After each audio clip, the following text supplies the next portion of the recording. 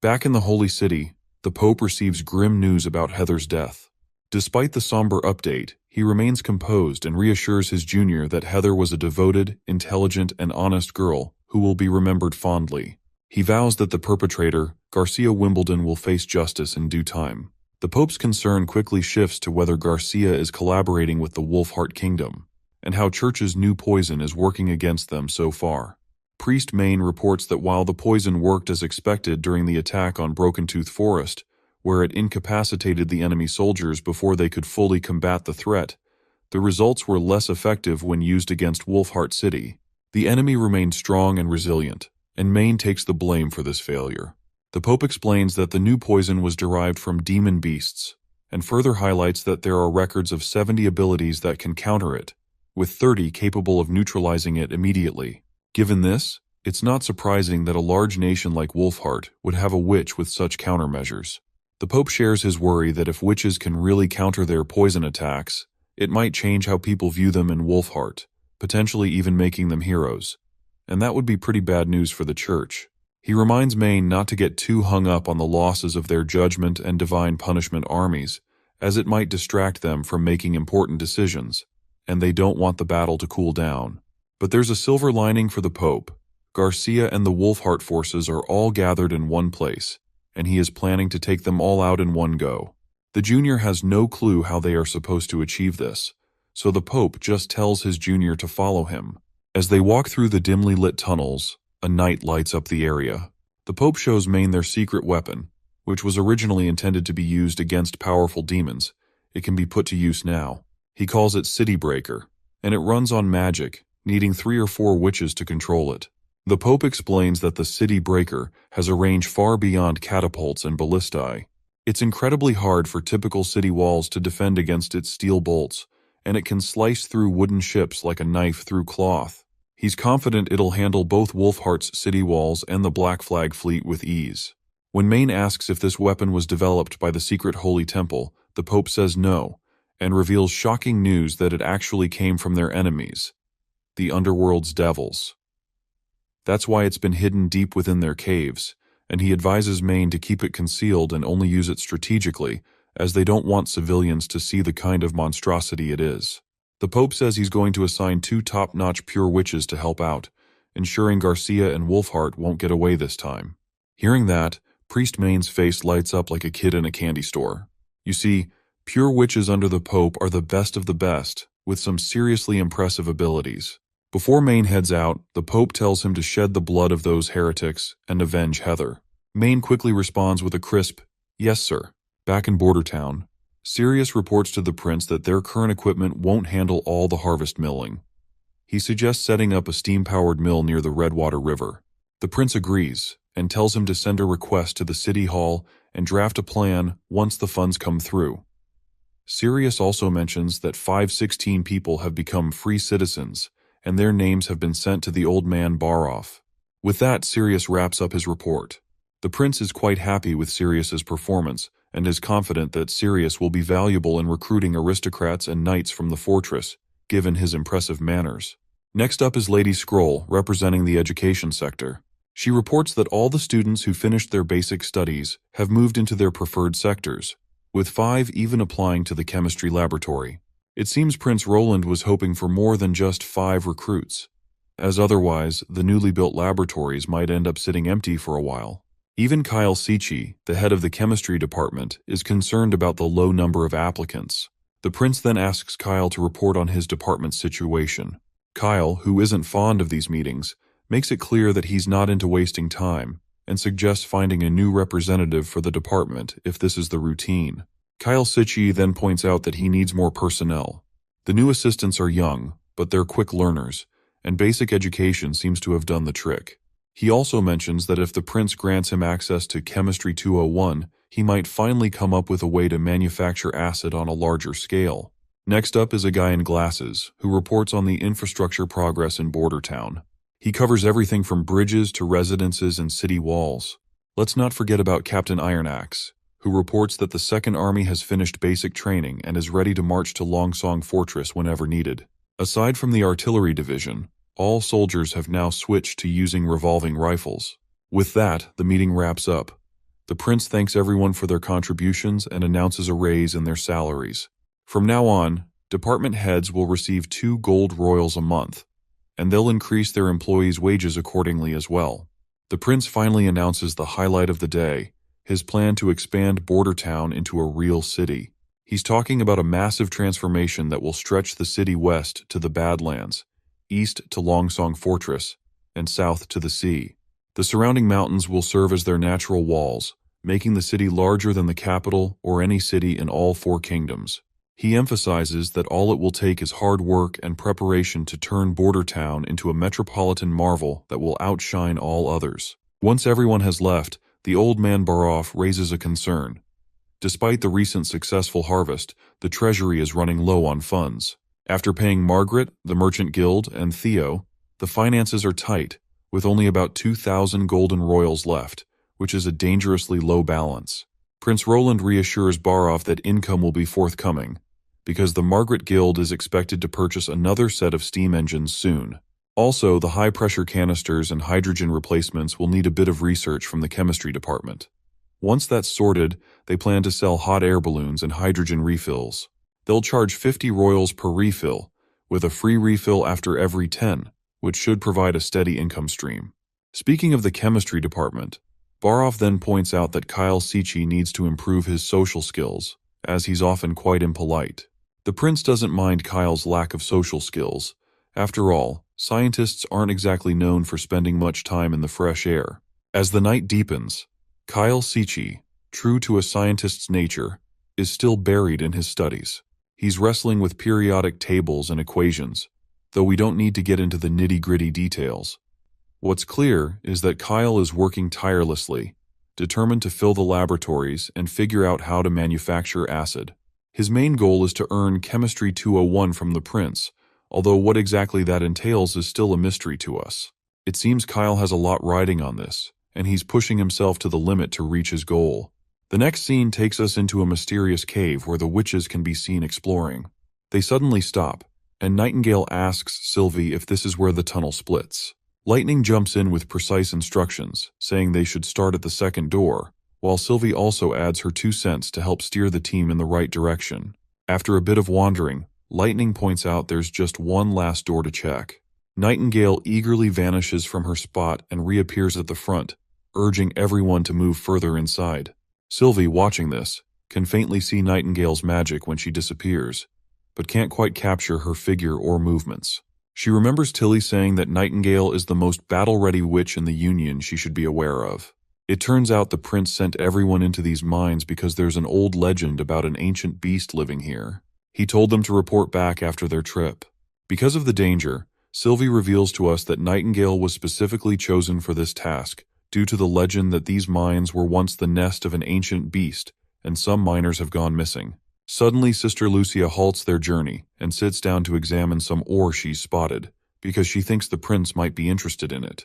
After their brief detour, they finally reach door number 23, the one they'd been searching for. Sylvie steps forward, using her abilities to check it out. After a thorough scan, she can clearly sense that there are no ores here, but there are some further down.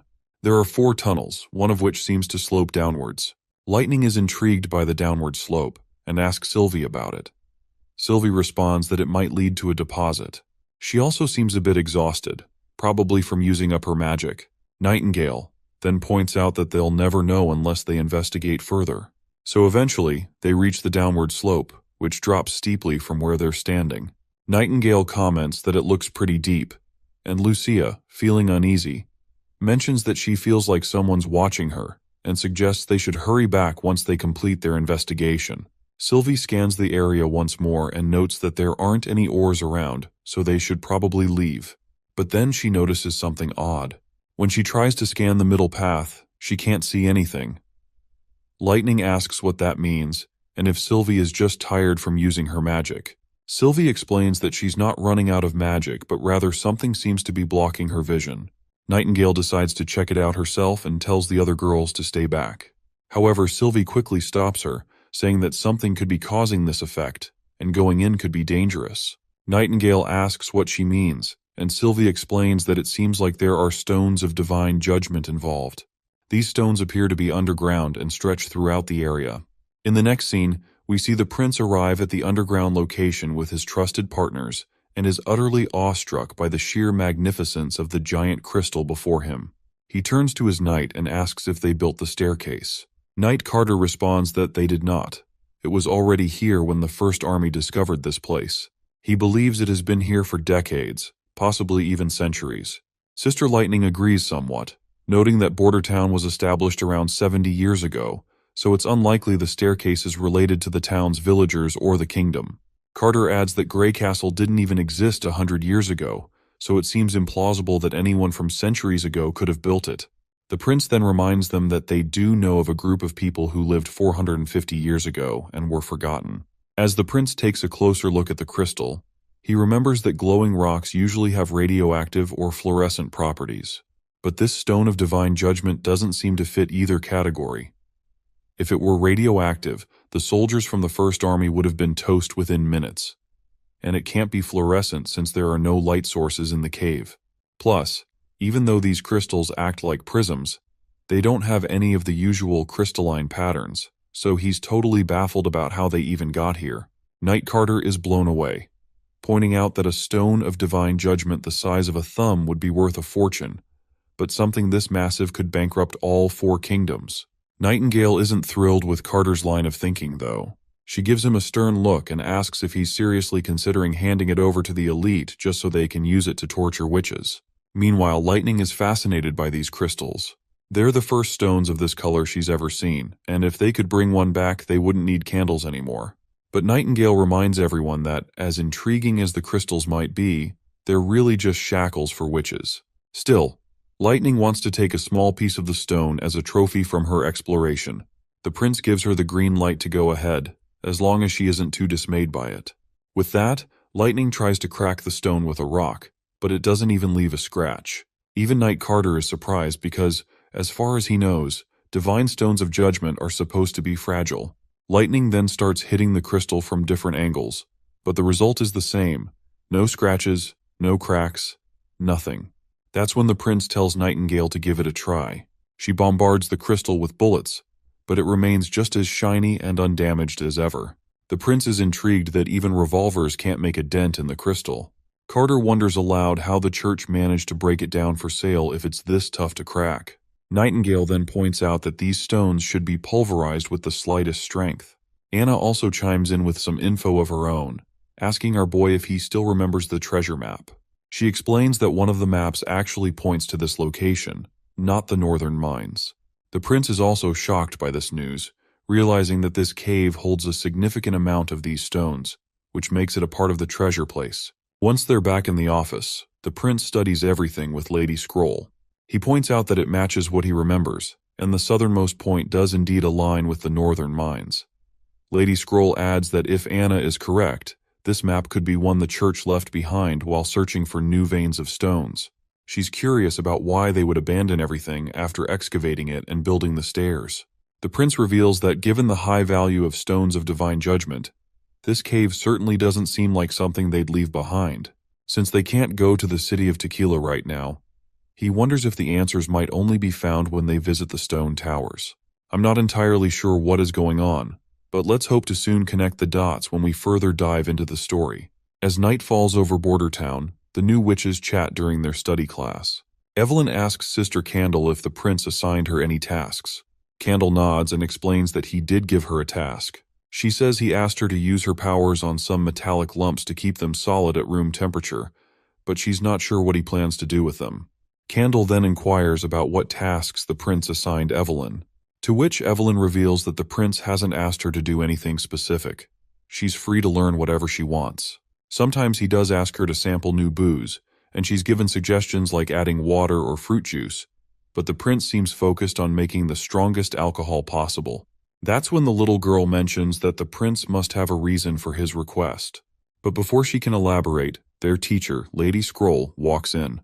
Lady Scroll breaks the news that they won't be learning any new material today. Lightning's face lights up, excitedly asking if they're going outside, or maybe tasting some new food. Lady Scroll just smirks and shatters their hopes by announcing that she'll be giving them an exam on everything they've learned. Everyone looks confused to hear this, and wonders what this exam thing is all about. Lady Scroll explains that after 3 months of studying, the prince thinks it's time to check their progress. They'll tackle problems in 3 subjects: language, mathematics, and natural sciences. She adds that they'll need to answer the questions on their own and can't get any help during the exam. Everyone's faces fall at the shocking news, but Lady Scroll isn't done dropping bombs yet. She announces that the prince has explicitly stated that only those who answer more than half of the questions correctly will get to enjoy ice cream during the weekend afternoons, and those who score below half will lose their tea privileges. That last line leaves Nightingale completely boggled. As a fan of afternoon teas, she's pretty sure she's in trouble. Lady Scroll adds that witches from Slumber Island are exempt from this exam and can either stay and finish or take the day off. No matter their score, they won't lose any privileges. The new witches finally breathe a sigh of relief, realizing they're not completely screwed after all. Candle turns to her friend Evelyn and asks if she's going to stay for the exam. Evelyn nods and explains that taking the exam is a good opportunity to learn.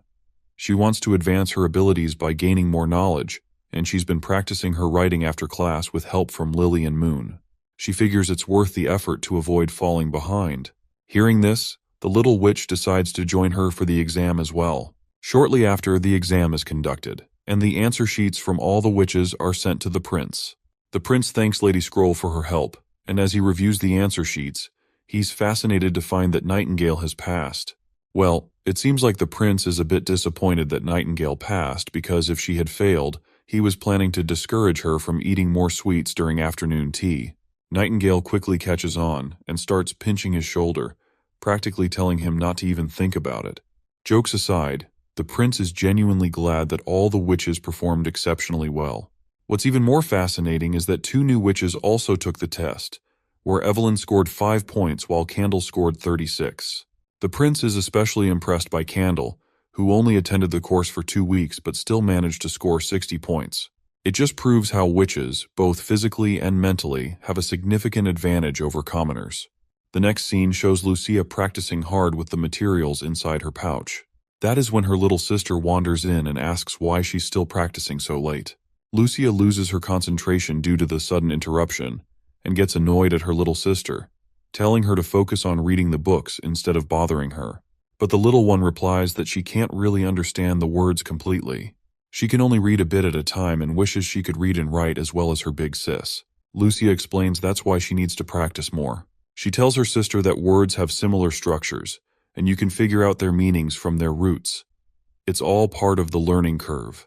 The little girl reluctantly grabs a book and goes back to reading. Just then, Nightingale shows up and notices the sibling squabble.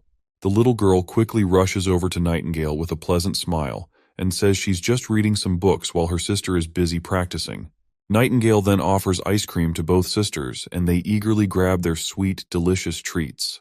As they enjoy their ice cream, Lucia points out that these goodies are usually only distributed after noon tea time, so she is curious how Nightingale managed to get her hands on them. Nightingale proudly boasts that she placed 3rd in the exam, just behind Leaf and Wendy. Since the prince didn't expect her to pass, she figured she'd try to get something extra from him. Lucia then asks how many points she herself scored, to which Nightingale reveals Lucia got around 68 points. Lucia's face falls a bit at this, since there were 120 points total, and she only scored a little more than half.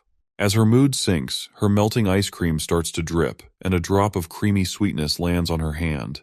Nightingale quickly grabs Lucia's hand and licks the sweet nectar off, reassuring her that she did fine. She explains that Lucia hasn't been studying with them for long, so it's perfectly reasonable to miss a few questions in math and science. The banter among the ladies continues, and the little girl cheekily asks Nightingale if she likes princes. Her big sister panics and quickly shushes her, saying she shouldn't ask such blunt questions. Nightingale blushes but admits that, yes, she does like him.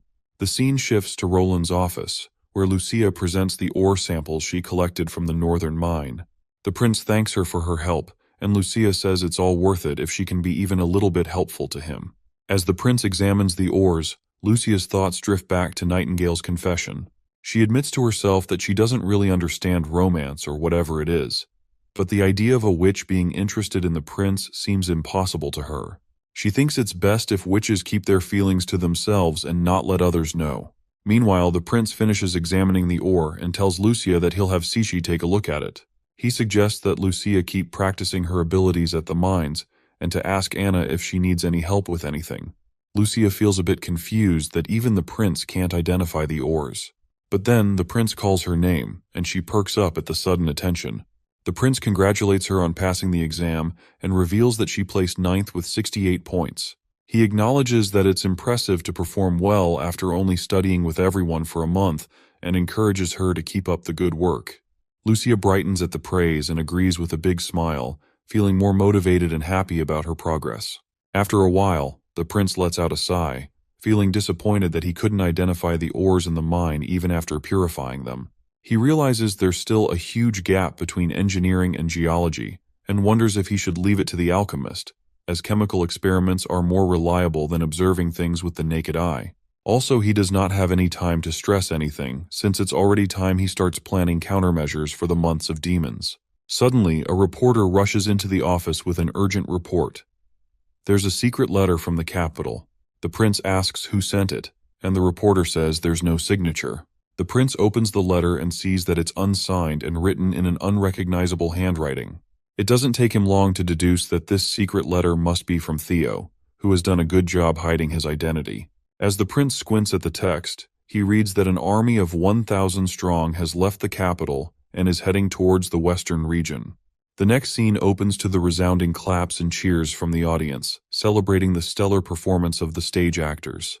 In the background, a newcomer asks Lady May if she performed really well. Lady May acknowledges that she has indeed improved a lot. Another little girl chimes in, hoping for some encouraging words from her senior as well. However, Lady May breaks her junior's heart by dropping the bombshell that she's still far behind and needs to work on her emotions. Another stage worker points out that Lady May seems pretty strict, especially since the audience enjoyed their performance so much. The senior reminds the stage worker that many of these audience members are commoners who've never experienced theater before, so it's a new experience for them. She adds that if their audience were elite members, their stage mistakes would have gotten them into serious trouble. Suddenly, another actor makes her entrance without missing a beat. She immediately begins berating Lady May and her crew, labeling them as third-rate actors performing in a rundown place like Border Town. Lady May's student is visibly annoyed by this, but the arrogant woman, known as Bella Dean, mocks them further. She questions if they even know their place and makes it clear that none of them are suited for a big city like Longsong Fortress. She emphasizes that the Longsong Theater doesn't welcome third-rate actors. She even sneers at their play, The Diary of a Witch, dismissing it as terrible and unworthy of attention. She continues her rant, accusing Lady May of causing a drop in the theater's revenue due to performing in such a filthy town. According to her, no noble would want to watch shows from a theater that also performs for commoners without charging any price, and these commoners are nothing more than monkeys in her eyes. But Lady May isn't having any of it. She shoots back, making it clear that Bella's being arrogant and clueless. She points out that the theater manager has a deal with Prince Roland and Ambassador Petrov, who are in charge of Longsong Fortress. She assures Bella that any revenue lost will be covered by Border Town. She further tells Bella to get a grip and stop running around like a headless chicken, because this is a business deal after all. And as for reputation, Lady May proudly adds that only second-rate actresses would worry about losing theirs. Back when she performed in the capital, the elite couldn't get enough of her shows. Lastly, she drops the bombshell that The Diary of a Witch was written by Prince Roland himself. So, by trash-talking the play, Bella is not just dissing some random script, she's showing contempt for royalty, which, by the way, is punishable by law. But Bella continues her rant, which eventually leads to a sharp slap across her face from Lady May.